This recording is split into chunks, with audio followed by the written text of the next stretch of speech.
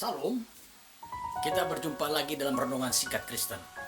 Firman Tuhan hari ini terambil dari kitab Kisah Para Rasul 6 ayat 1 sampai 15. Kitab Kisah Para Rasul 6 ayat 1 sampai 15. Tentang seorang yang diurapi Tuhan dan penuh dengan roh, yaitu Stefanus.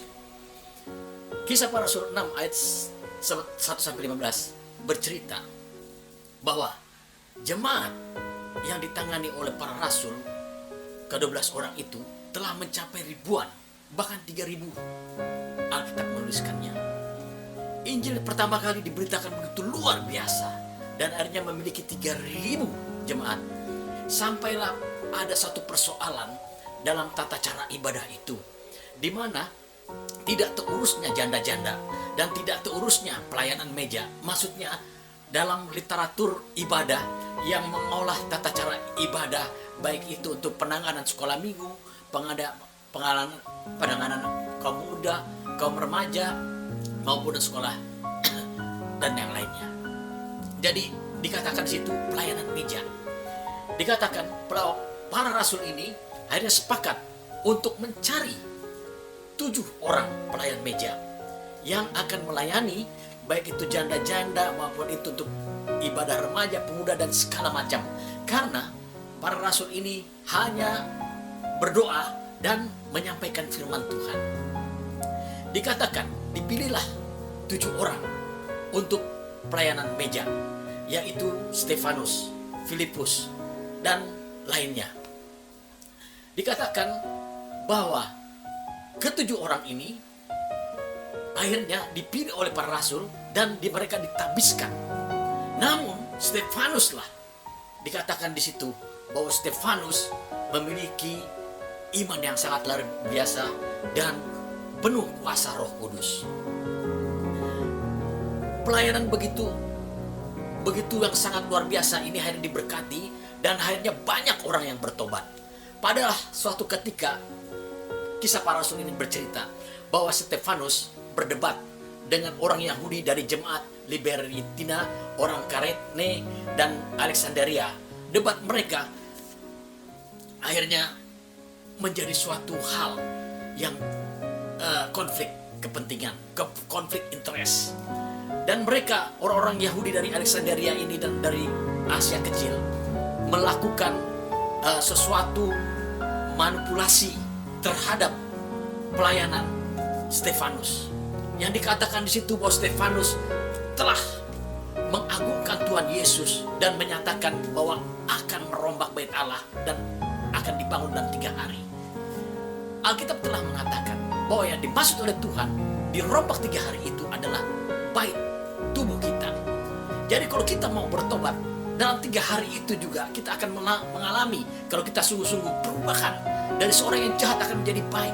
Seorang pendosa akan menjadi seorang yang tidak melakukan dosa lagi, karena akan dipenuhi oleh kuasa Roh Kudus.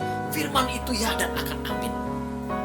Ada terjadi perdebatan, karena perdebatan yang dimenangkan oleh Stefanus terhadap bangsa Yahudi yang dari Alexandria dan Kirene ini, akhirnya mereka bawa Stefanus ke mahkamah pengadilan untuk diadili Stefanus. Ada Stefanus yang dikuasai oleh Roh Tuhan. Dikatakan ayat 15, Stefanus wajahnya bercahaya seperti malaikat. Ayat 15 mengatakan begitu, bahwa wajahnya bercahaya seperti malaikat. Tibalah saatnya dia dibawakan ke pengadilan. Ketika di pengadilan dia bercerita bagaimana nenek moyang bangsa Yahudi dari Tera sampai ke Abraham yang dijanjikan Tuhan untuk mendapat tanah Kanaan, dan kemudian sampai ke Ishak, dan Ishak mempunyai anak Yakub yang ke-12 orang suku, dan kemudian berlanjut sampai ke Daud sebagai raja yang diurapi Tuhan. Dan dari Daudlah ini Tuhan berjanji akan mendatangkan seorang juru selamat.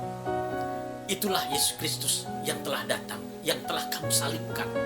Dan sekalipun Pilatus tidak melihat satu kesalahan, tetap dilakukan hukuman untuk penyaliban. Namun secara kitab para nabi, inilah yang menggenapkan semua kitab para nabi, bahwa dia akan disalibkan, bahwa dia akan menebus segala dosa umatnya, bahwa dia akan mati dan 3 hari bangkit, dan kemudian naik ke surga, duduk sebelah kanan Allah Bapa di surga. Akhirnya mereka marah ketika Stefanus begitu luar biasa mengurai semua kitab, dan akhirnya mereka melempar dengan batu.